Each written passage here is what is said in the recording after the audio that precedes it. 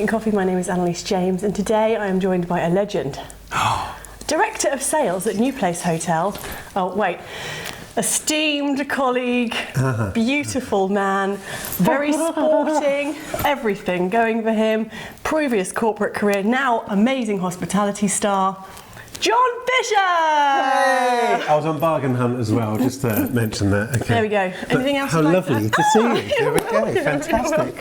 The list of accolades. I'll put a little title at the end. Please do, yeah. So we've only got about 2 minutes of talking and the rest is titles. Yeah, that's it. Perfect. Love that. Okay. Thank you for joining me. My pleasure. Welcome to the New Place Hotel. Oh my! I've had a little tour, and there's all this like bridal suite stuff, and there's all these beautiful function rooms. Are we going to announce it now?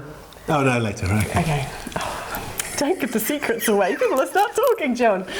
I love it. So, first things first. Last year, you won Salesperson of the Year at the Hoteliers Association Awards. Yes. What an amazing night to recognise an industry that I love, that produces £80 million worth of revenue to the country. But the important thing for me, I've been in hotels for near on 20 years, IBM corporate before that, but it was voted by my peers. I always have this ethos that you build relationships and then the business will come. I've done high branded properties from Hilton's, Marriott's, then gone to boutique hotels, independent hotels, and all the way through my career is always making sure that you recognise the value of people, your friends, your staff, your team, and of course our clients. But to get that accolation from my peers was just amazing. And what did you do in the moment of glory? There was a victory lap. There was a victory lap. I was trying to video it, and he was running around the room. Because I'm that fast, or you lost me? It was. Okay, no, thank you very much. And then, of course, I did the. There's always a moment of cheese, so I did my acceptance speech, which was really thanking the important people, and everyone expected. You nodded. But I did a bit of cheese, which went something in the lines of, I'd like to thank my arms for always being by my side. I'd like to thank my feet for always supporting me. And most of all, I'd like to thank my fingers, because I can always count on them. I think it got a ripple. It did. It was a cheesy moment. I find humour in the right time and the right place is such an aphrodisiac, but also it just sets the balance of conversations that you need to have, and that's again the whole point of in the hotel world is relationships. I totally agree. I believe a certain amount of informality in every circumstance is invaluable, especially when you meet really stuffy high-level executives. I thrive on informality, and they love it because they can relax a little bit, just chill out a little bit. When I was at IBM, we loved to be sent on courses, and it was training that. You have about 15 spreadsheets to talk about as well. There was one, and I think a lot of people may have been involved in it. It's called Insights, and it actually tells you what type of colour you are, if you're yellow, green, red or blue. And I think if you flick open the book on the manual, there's yellow, and there's a big cheesy Jon Fisher jazz hands I'm face. also a yellow. Of course, that's why we're having such a lovely time. That's true. But it was a great tool to actually understand how you communicate. Because you imagine the scenario, I've got a guest coming in, it's the first time I'm meeting them, and we want to do a show round. And there's me, all bright-eyed, yellow, jazz hands, ready to come in. If it was, for example, a green, or let's say a red, which is finance, numbers. And I'm going, hello, did you see the sky and the sun and the birds are singing? And they're going, I hate you. Yeah. I just want to know the numbers. So it's then how, okay, you got to adjust and work out what they are. So the way I did it, and there's a bit of advice, you're more than welcome to take it. I thought, what one question can I ask as soon as they walk in the door that I can then work out how the pitch and how I'm going to work this show round? And it was a very simple thing, was, how was your journey here today? Interesting. And as soon as they come through, well, it should have taken me 36 minutes, but it cost me, took me 29, and the parking, I thought there was 120 spaces, and I'm going, okay, you're red. So when we do the tour, this is daylight, this is the Wi-Fi speed, this is the setup that it is. If the yellow comes in, which is going to be me, one I know is going to take 3 hours for this show round rather than 10 minutes.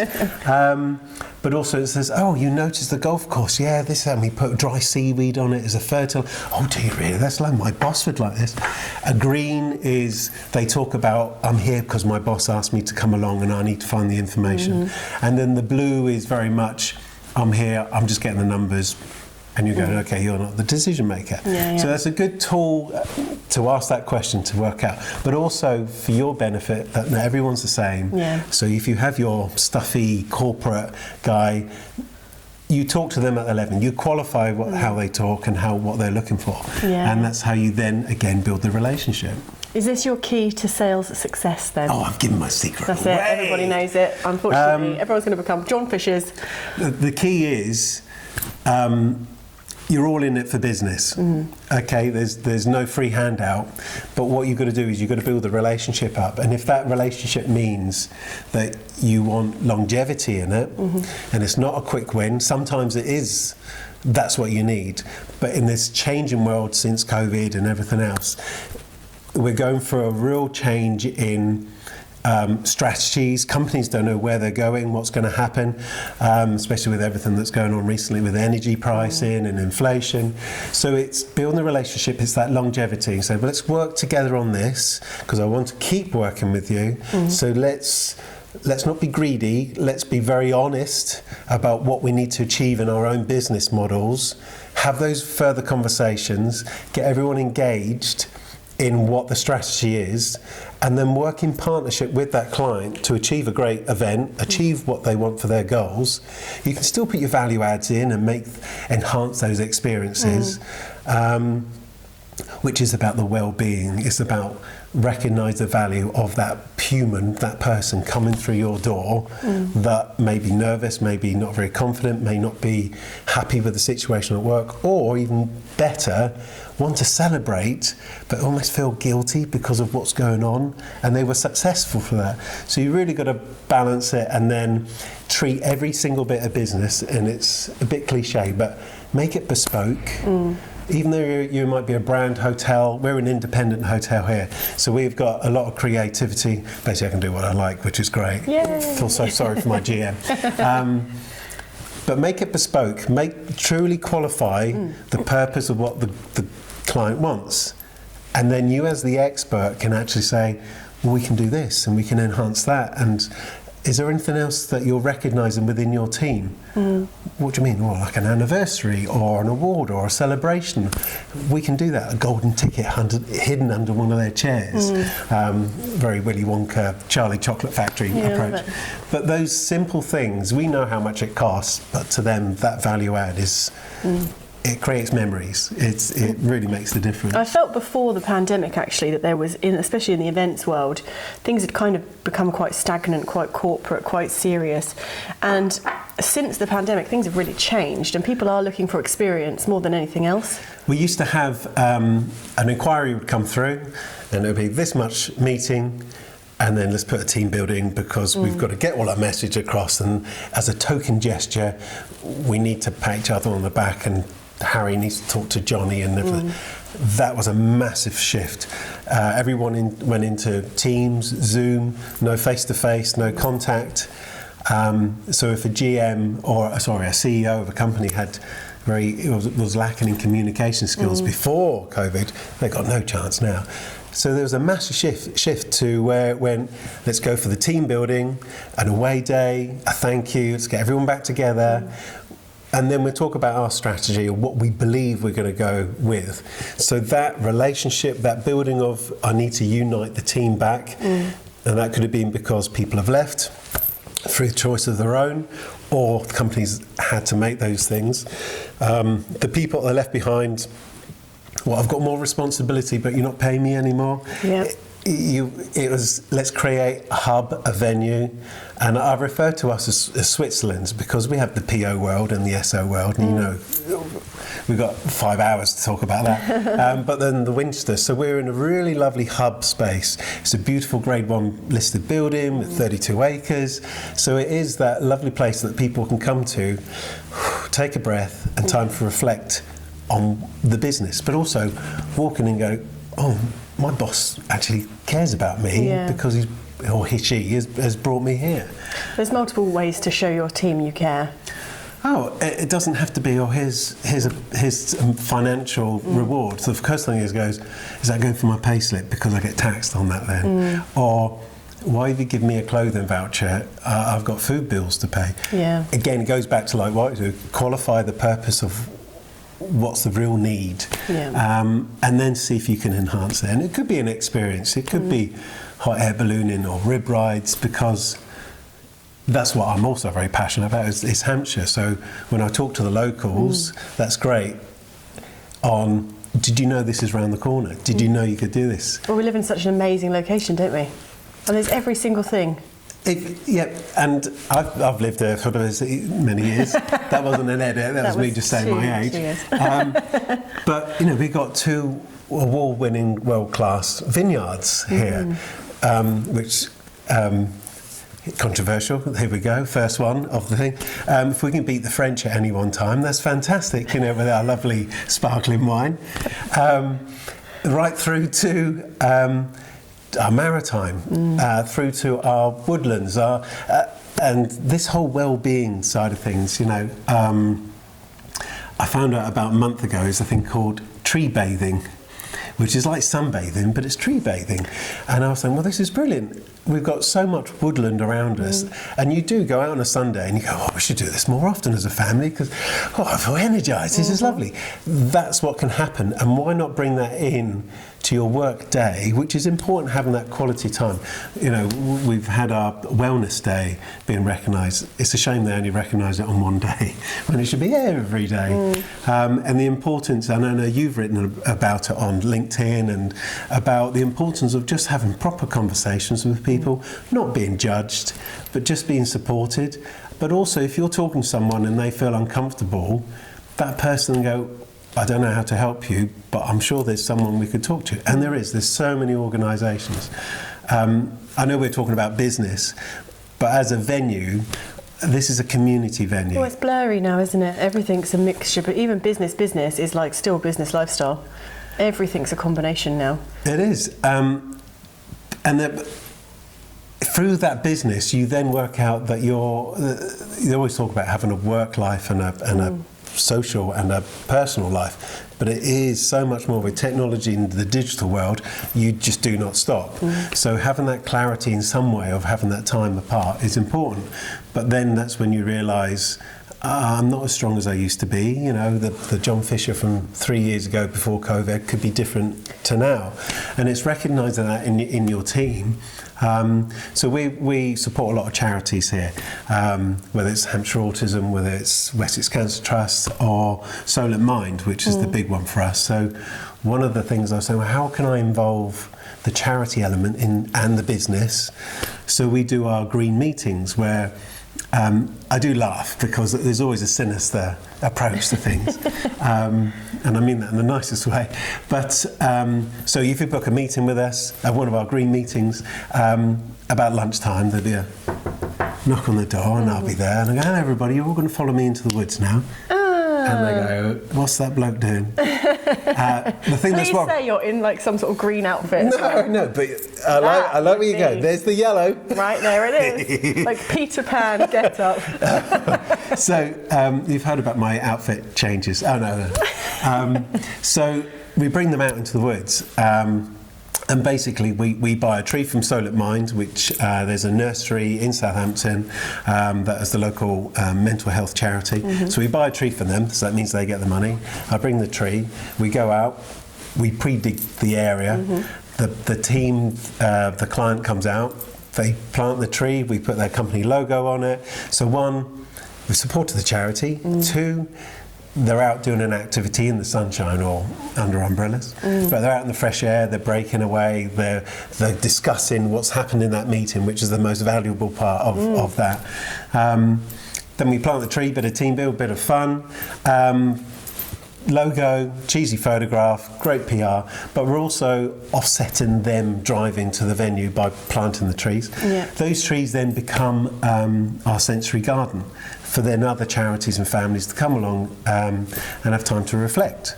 Plus the corporates can come back and see how their tree's growing. So it's something very simple, but that's part of this whole sustainability environmental journey that we're on. So have you really noticed that there's been a shift change in people? Because I think pandemic changed people across the board, and especially into kind of being really planet conscious, sustainability conscious. Have you noticed with your consumers, is there a difference? Yeah, over the years, from being a corporate myself, IBM days, 20 years travelling to Malaysia and the US and working in the UK, hosting events and running things. The specifications of the event was quite clear. What's your Wi-Fi speed? What's the parking like? What's the daylight? And all the big guys are going to be able to put their elbows out when they're having their 3-course meal, and have you got lots of wine? Complete shift change of looking at the environment and sustainability side of things, but also really companies are on this journey because the accreditation process of how green you are is still being looked at. So as long as you're on the journey, that's great. But they're saying, I can't book my meeting, event or stay with you because our corporate policies, I have to work with a portfolio of properties that are green or environmental. And that's great until we establish a like-for-like measurement. So we're going for a the hospitality industry is going for a whole journey of, yeah, we're super green. Well, when you drill down a little bit, how really green are you? And even the third-party suppliers are also on the bandwagon. Some of them are superficial. So it really does, you need some due diligence and actually digging down further when you employ these or go into these third-party environments. Do you think it's the biggest issue, though, sustainability? Do you think it should be the biggest issue? It should be 100%, because I think that spreads through all your life, from microbeads in the sea, in the fish that your child will eat. You know, I don't want to get too deep into it, but I'm of that age where my kids will then start having children for their own. And if what we've been doing is going to be a reflection on what they're doing. So we need to do things. And it's not, again, not being probably politically correct. We don't all be tree huggers and things like that, but there are things you can do.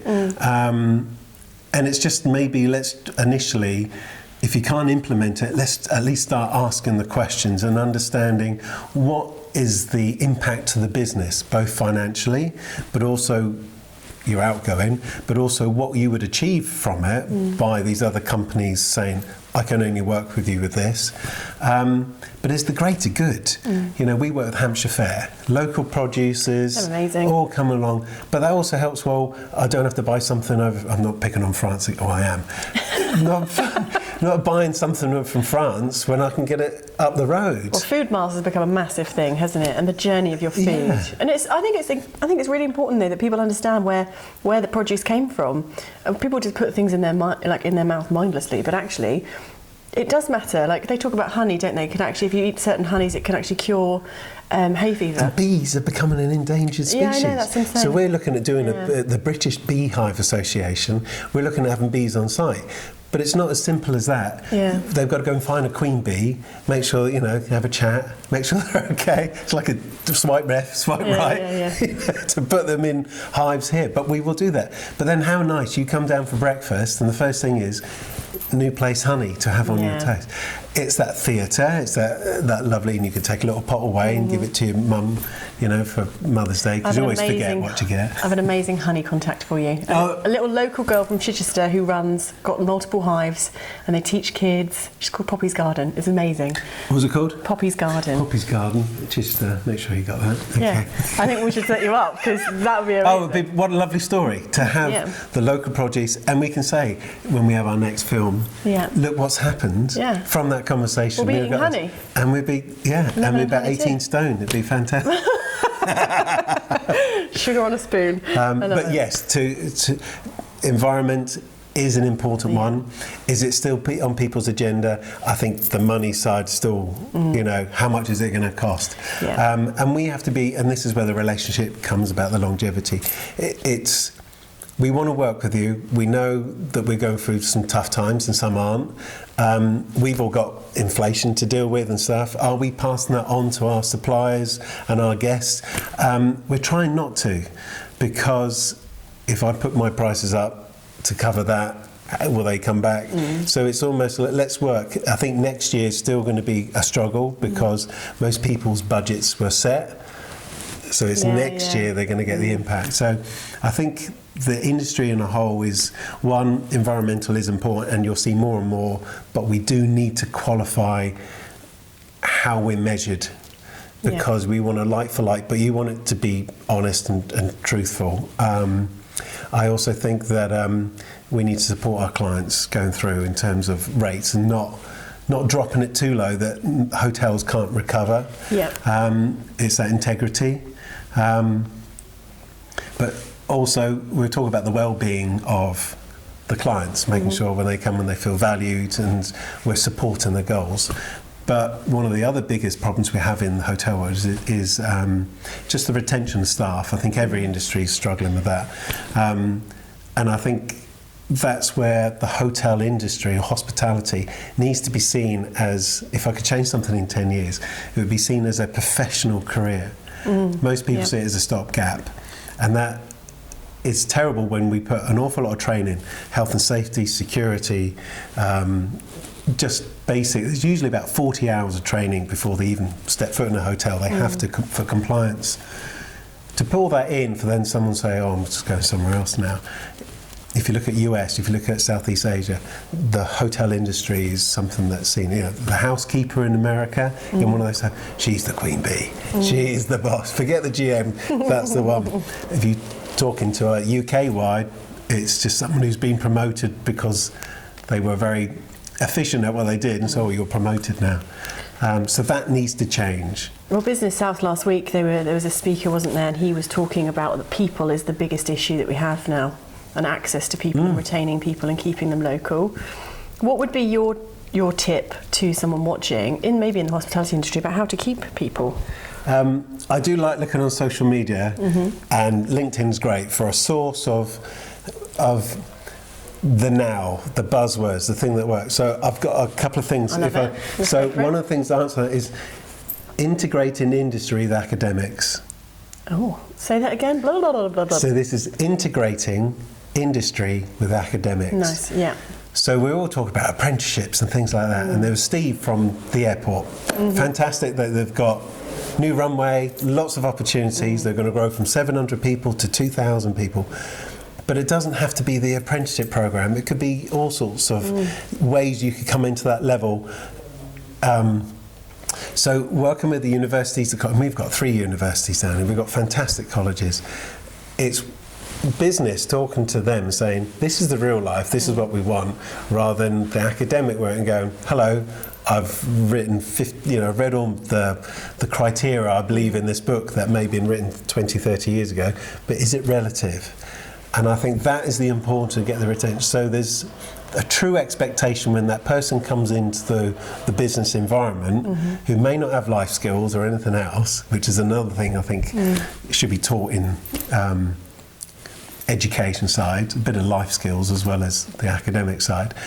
So they are a little bit more streetwise ready for the business life. I think there's a big issue with that. My first career was teaching, and then since then I've been to countless meetings in education, businesses coming together, and all they talk about is how to make the curriculum more business focused and business led so that they get talent who have the relevant skills. And it's just a hurdle that just cannot be overcome. There must be a solution to it. There is a solution, I think, and that is to get a business person, like myself, to volunteer. And we all got one day a month, when we're not playing golf or pretending to do something else, admin day, as we like to call them. Sorry, GM, right? But to go in and say, I'm happy to commit to one day to talk about how in the life of, I didn't do university, but I did do college. My sons have gone to university and they've moved on to employment. But seeing that difference, but also saying, what's your expectation your first day, your first week when you go into the real world? So maybe building a national CSR programme where all employers give members of staff a day off a month or a day off whatever, and they have to give it into education. Well, this is an idea. Yeah. The other thing I've written down is some of the big things that happen in Hampshire, right? But also what we're talking nationally. And one of the things is a 4-day week. Okay, so that will kill hospitality if we go 4 days a week, because we're 7 days, 365, 24/7. So you can imagine, say, oh no, we're only going to be working that, right? And I think the reason they're saying it is we can be more efficient on those 4 days rather than 5. Well, that's great. We'll do that anyway. But on that 5th day, you're going to pay for them anyway. But on that 5th day, then do your training, then do your well-being day. Take them to a hotel to have a sit down, network, an activity, team build. But do something on that 5th day, because again, going to that mental well-being, some people have to go to work. They can't. Well, you can have another day at home. I don't think I need that contact. So. Yeah, there's lots going on. But 4-day weeks, I'd be interested to see how that pans out, but it won't work for all businesses. What else have you got in your magical book? Well, it's just I love when you're at IBM, you love catchphrases, and it's inbred. What gets measured gets done, which is one of the biggest things I've taken with me forever, especially in sales, because you can always talk the talk. Oh, this is big, this is coming good, this is good. If it's not got numbers and measured, it won't happen. So making people accountable for things. But yeah, happy team, happy guests is a happy business. When I had the pleasure of meeting, not Mr. Marriott, but his son, and his son was 83 at that time. And I remember it was in Kensington, London, and as he was coming in, he was going to see all his top clients. So this is IBM's, Microsoft, it was all the big chip players all in this room, and he was about 10 minutes late. And they're going, what's going on? So he came in and goes, I'm really sorry, Ron, I'm a bit late. I've been talking to my number one customer. And you could see them all puffing their chests up going, oh, who's that then? I thought that was me, And he said, you all met him? And they're going, who is this wonderful, Yeah. And it was the doorman of the hotel. The fact that he opened his door to his car, he then, just one moment, sir, picked up this cigarette butt that he'd seen, swept it, just put it in his pocket, then go in, and he stopped and had a chat to him, and he said, if it wasn't for you, you've set the tone for the rest of my day, that you've made me welcome, you care about this, you care about me coming in, and off you go. That was his employment, and he always said, if you look after your team will look after the clients, and the clients will come back. Yeah. So that's always the importance. I think I'm a Hampshire boy through and through. Absolutely love this region. We have multiple groups from Business South, Hampshire Chamber of Commerce, BNI, all these different networking groups, and they're all trying to do the good. But I think there should be more of a collaborative approach, especially what's going on with the global maritime projects we got. The free port that's going to come up, which is going to be massive for hoteliers. You've also then got Wellbourne Village that's just going to be built up the road. So you've got lots more people moving into the region that will also need work, will also need to have social. Hotels are business, leisure, social. So we talked about business. Social is have your parties, have your celebration. It doesn't have to be full blown. It's just take them out, and there are so many properties around here where you can go and have a cup of tea, a pint, and take your dog for a walk, or your cat, because I know you're a cat lady. Thank you for that. Just noted. What's the cat called? I've got 3 cats. Don't show off now. Gaius. Have you got a favourite? Tibbs and Ruth. You've got a favourite cat, haven't you? Yeah. Say it on camera now. Who's Gaius your favourite? is my favourite cat. I have a favourite child, but we won't go into that, right? I said mine. Josh knows who he is. Oh, okay. I mean, Jack. Right. So I think, with the Freeport, the village, there's so much going on, and those groups need to get together. It's a bit of a political thing now, and I said I wasn't going to do anything like that, but it's that collaborative approach. for the greater good. I love all of this. It seems to me, of all the things you're saying, kind of well-being, culture, talent, hospitality, everything you're talking about, collaboration, it's all people-y. It sounds like people to me. 100%. What is your key takeaway for people watching about people? Okay, key takeaway. I think go back to IBM. As I said, that's where the core of it. What gets measured gets done. Mm-hmm. But measurement doesn't have to be with a stick. Measurement can be done as a nurturing tool. And we all talk about, okay, well, we need appraisals, so we can measure where you are. Well, appraisals are great to actually, as long as you do it right and have that quality time, you take them out of that space, you make sure it's a two-way conversation. But we get hung up on KPIs, key performance indicators, which again is like another measurement tool. But I, again, read on LinkedIn. You love LinkedIn. I love how much you love LinkedIn because I love it too. Good. We don't even share each other. No, right, no, we don't. But I saw this one. I'm going to refer to the book as well. So basically, key performance indicators. So we all know that it's usually how much money you're bringing in or whatever that. But if you put it to the person, which is what's important, and it says keep people interested, keep people informed, keep them involved, and most of all, keep them inspired. And I think if you could do those, even if you did 2 of them, you'll have the benefits of not letting them go. They feel valued. You'll get better productivity. They get the buy-in. They treat it as their business. Because you know, if you go, you say, I'm coming around to your house. Well, I've got to tidy up. I've got to make sure it's all nice. I'm going to welcome them in. You're not going to get where someone comes into the hotel and you go, good morning. You're not going to let them sit down. You're not going to welcome them if you say good morning.